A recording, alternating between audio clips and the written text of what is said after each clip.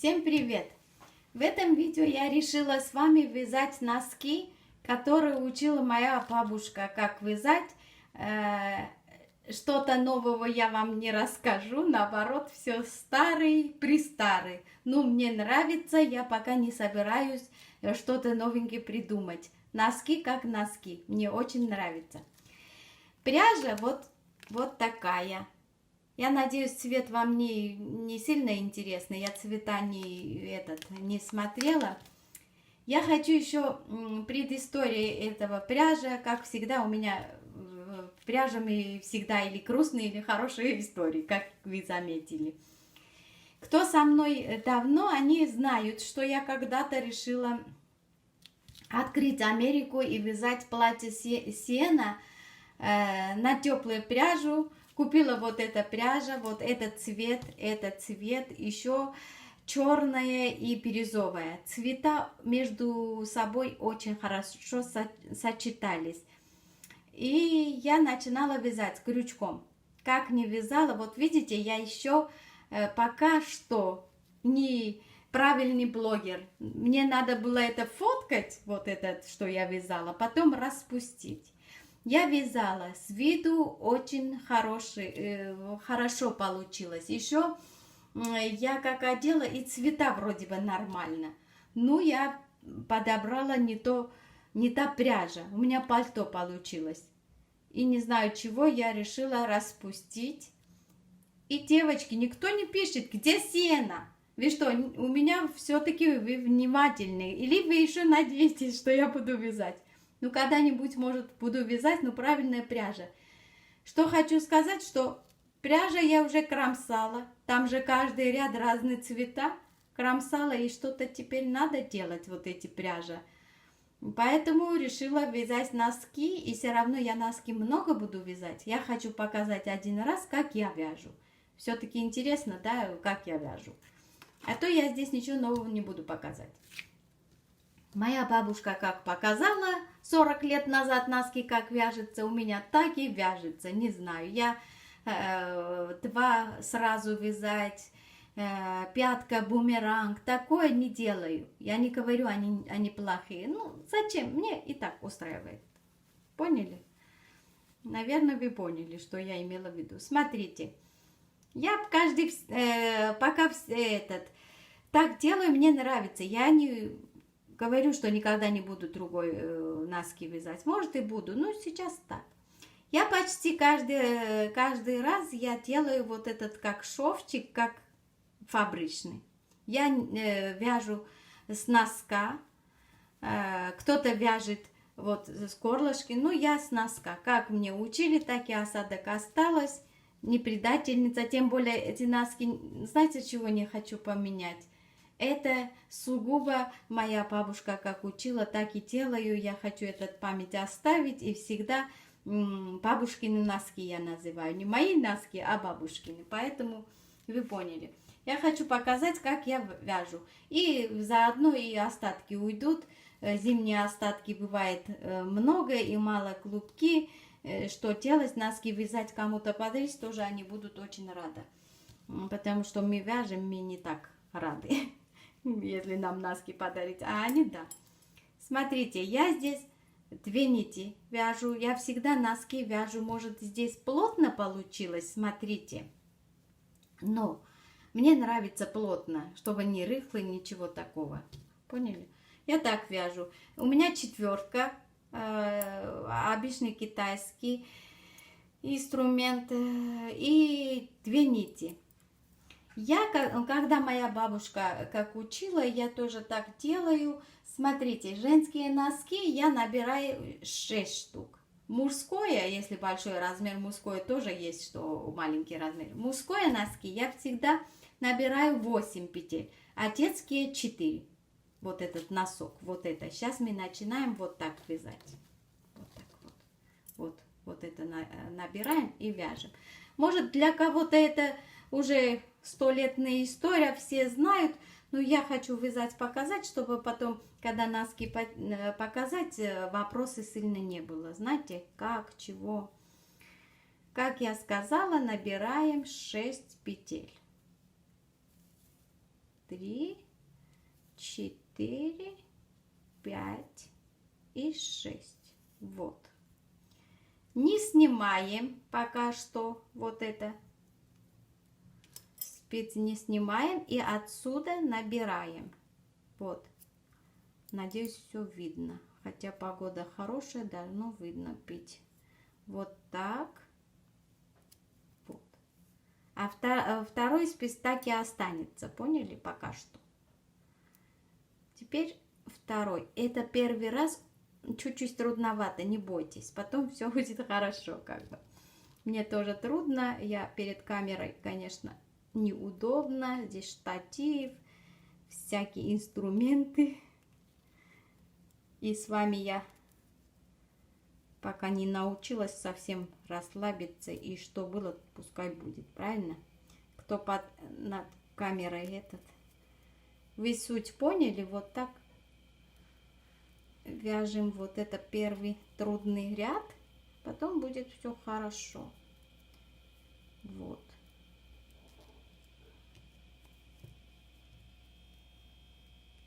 Угу.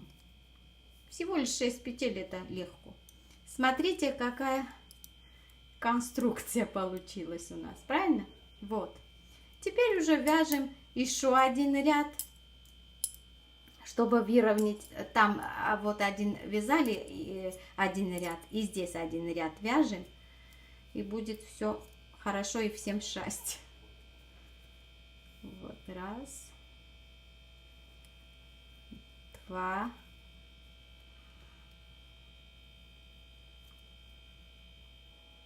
3,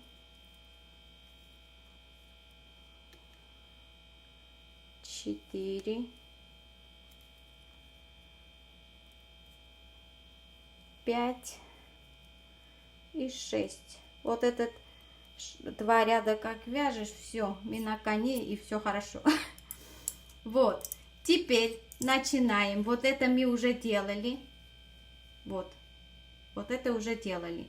Теперь начинаем прибавкой, чтобы получилось вот этот носик. Это типа как почти регланная линия, как всегда. Один и тот же, разные методы делайте, и получается вязаный вещь. Раз, первую петлю. Пока что мы двумя спицами справимся, поэтому пока я не беру следующие. 5 спиц мы будем вязать. Первую петлю снимаем. Вот, прибавили одну петельку, потом вяжем остальные петельки. Вот. Теперь прибавка и последняя петля.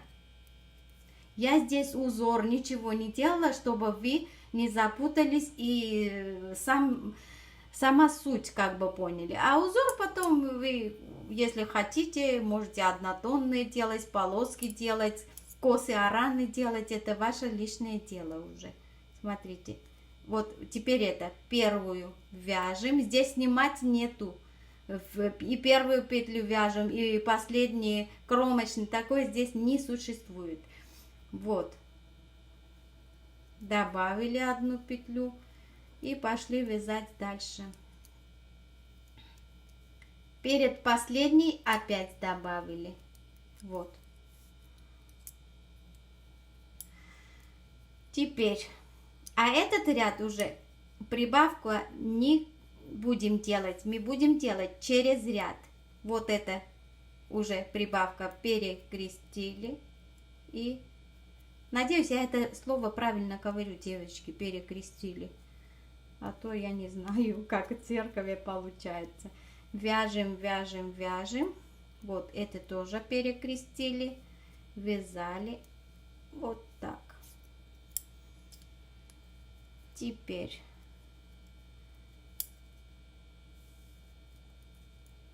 и это.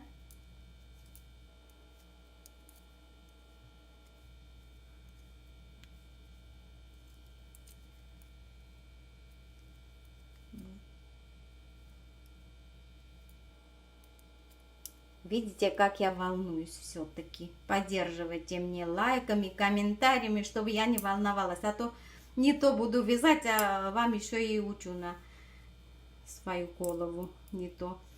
Смотрите, опять первый вяжем.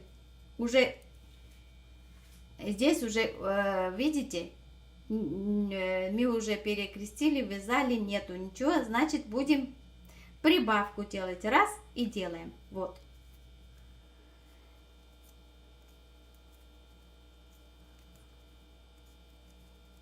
Вот. И перед последним, помните, да, это всегда надо помнить, что вот, чтобы этот скос мы получили.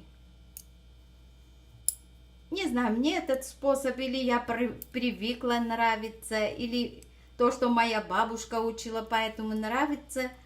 Не знаю, я считаю, что это очень легкий способ, если кто-то даже начинающий, я надеюсь, я доступно буду показать, а носки всегда и всем надо, правильно? Вот, прибавка. И видите, уже очень трудно вяжется, уже мы будем добавить спицы здесь. 2, 4, 6, 8, 10 штук получилось. Значит, мы по 5 будем делать, добавить.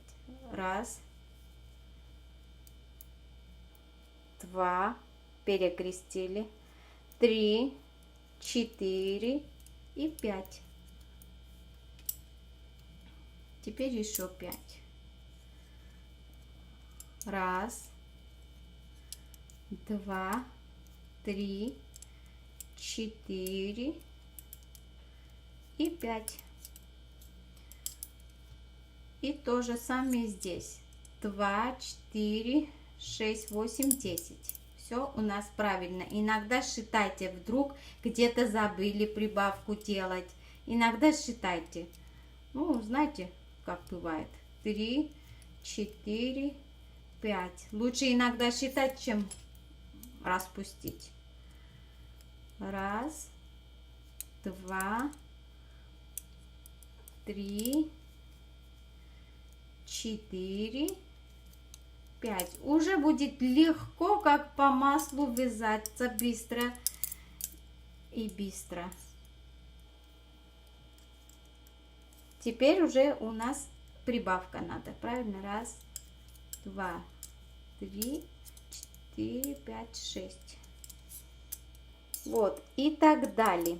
Будем вязать через ряд. Сейчас я покажу еще кое-что, чтобы вы никогда не запутались. Вот, смотрите. Вот так. Обязательно, если здесь уже 4 спицы, не теряйте, чтобы тут не добавили вдруг, не дай бог, тут не добавили. Нет, все равно вот эти по бокам, вот эти, серединку убавить, добавить, ничего не надо, поняли? Теперь я хочу пару слов рассказать, как моя бабушка расчеты носки делала. И это совпадает как. Раньше же люди как проще были или не так понимали. Моя бабушка, что ли, журнал читала, что, не знаю, это сарафанное радио, наверное, между собой женщине это и мы никогда пряжу не купили. Мы жили в Армении, мой дед всю жизнь работал заведующей фермой, где овцы там эти были. И у них дома они держали хозяйство. Мы жили в городе, они в селе. И моя бабушка эту пряжу всегда делала сама. Я эти техники, честно говоря, на русский язык не могу переводить, вам рассказать. Я знаю, что она сначала этот шерсть, они стригли на порошке, потом хорошо несколько раз стирали, потом она как-то, какая-то штука была так размягчила. Потом делала пряжу, и мы вязали от этого, поэтому раньше расчеты такое не было. Моя бабушка как учила? Говорит, одеваешь на ногу, кому это вяжешь. Если все пальцы и мизинец все закрывает, это будет, вот этот размер будет нормально на эту ногу. Я хочу рассказать, как бабушка учила. Вот вы поняли, да? Одевайте на ножку, вот этот часть вяжете и часто одевайте, потому что надо узнать разные пряжа по-разному получается эти петельки. Все пальцы, если закрывала, значит все, твой размер. А вчера я, когда это полупару вязала, думаю, это надо людям так рассказать, что ли, бабушка как. Ну, всегда у нее совпадало, не было косяк как бы. И что вы думаете? Я одевала на ножки, пальцы все закрывала и вяжу дальше. А оказывается, это все правда. Люди умные были раньше тоже. Смотрите, потом я по кругу мерила стопу. Думаю, буду эксперимент делать. Смотрите, здесь у меня, вот, если так, свободно, спокойно, 11 сантиметров. Я по кругу свою ногу мерила, у меня 22 сантиметра. Вы поняли, что этот расчет, вроде бы невинный, тоже работает. А вы делайте как хотите. Или делайте как моя бабушка, что пальцы вместились, значит это ваше. Или мерите по кругу и потом здесь мерите, и будет это ваш размер. Вот так. Когда с носка вяжешь, это легко определить. Мне больше, я когда-то пробовала сверху вязать. Не знаю, мне больше нравится с носка. Вот, и вяжем. Мне, получается, хватало 10 петель. 10 петель каждой спицы. Значит, 40 петель мне здесь хватало. Я чуть-чуть покороче, ну, здесь все так делала, чуть-чуть покороче делала. Зимой моя мама Кости приедет, и отдам как раз, она будет одевать дома с удовольствием. Она вязать не умеет, всегда ждет, что. И каждый раз, чтобы не забыли, вяжем, где вот здесь, смотрите, вот здесь уже прибавка есть, не делаем. Следующий ряд обязательно делаем через ряд. Она мне так учила, и это на ноге очень красиво, и как фабричный носок выглядит. Мне нравится. Я знаю, что разные формы есть, но зачем оно мне надо, скажем так, честно. Вот. Мне хватало 10 петель. Я на минуту отключусь, до 10 петель вяжу и покажу. Здесь я ничего такого не буду делать, чтобы телефон отдыхал. Вот смотрите, мои девочки, вот дошли сюда. Это мне хватало. У меня по 10 петель, 40 петель у меня, а вы решайте сами. Вот этот способ, сильно расчет и ошибаться никак, правильно? Если мужское, можно здесь чуть больше набирать, допустим, 8. Детский можно 4, женский 6. Это аккуратный носок. И еще форма нога имеет значение. Если у вас широкая нога, можете 8 набирать. Это ваше личное дело и ваша фигура ног, как говорится. Здесь уже мы обрезаем эту нить и начинаем вязать дальше. Если у вас однотонная, не обрываем. Я последний ряд, видите, вязала изнаночный, как будто шов. Это совсем не обязательно. Это как вы хотите. Здесь по бокам, если вы делаете хлопковая нитка для девочек, да, красивая, чтобы было, я здесь ажурный оставляю, как регланная линия. Тоже очень красиво получается. Смотрите, теперь эта мерка. Странно, не странно. Бабушка учила так, и это работает. Смотрите, вяжите по кругу просто. Одевайте на ногу, кому это шасси назначен, одевайте. И вот эта вот часть, что вязали по кругу, это чтобы доходило до косточки. Поняли? Вот этот подъем ноги, что есть, до этого, чтобы доходило. И это хватает. Вот этот размер. Не по сантиметру будете мерить, если вам не так удобно. Большого пальца до этого подъема или до косточки будете мерить. Это тоже работает. А вам решать как. Я делаю так, и работает, и хорошо. Вот теперь самостоятельно будем вязать по кругу. Еще, девочки, я вам не говорила, чтобы не заблудились вы. Этот расчет классические носки, просто лицевой гладь, правильно? Если вы будете делать разные косы, араны, я такое тоже вязала, тогда здесь побольше. Будете иметь в виду, что у вас какой узор, или резинка, или что. Это уже чуть-чуть будете заморачивать, делать расчет, чтобы здесь побольше уже делали. Поняли, чтобы не собиралось, так получилось, что после узора не влезла ногу. Я хочу еще пару слов сказать. Я очень много мелкие носочки вязала. Знаете чего? У меня соседка занимается, детские вещи, коляски продает, а в роддом, не знаю у вас как, у нас на Украине всегда просят теплые носочки шерстяные. И она мне заказала, я так и зарабатывала, как бы. Я вязала для новорожденных очень-очень много носочки, а потом время нету, перестала, честно говоря. Но эти мелкие носки можно в день несколько пар вязать, но очень трудно. Чем мельче эти процедуры делать разные, очень трудно. Ну, я вязала и так. Теперь самостоятельно будем вязать так косточки, как говорила моя бабушка. И будем встретиться, уже будем делать вот это классический пятка, без ничего, без заморачек. Ну, очень даже красиво выглядит.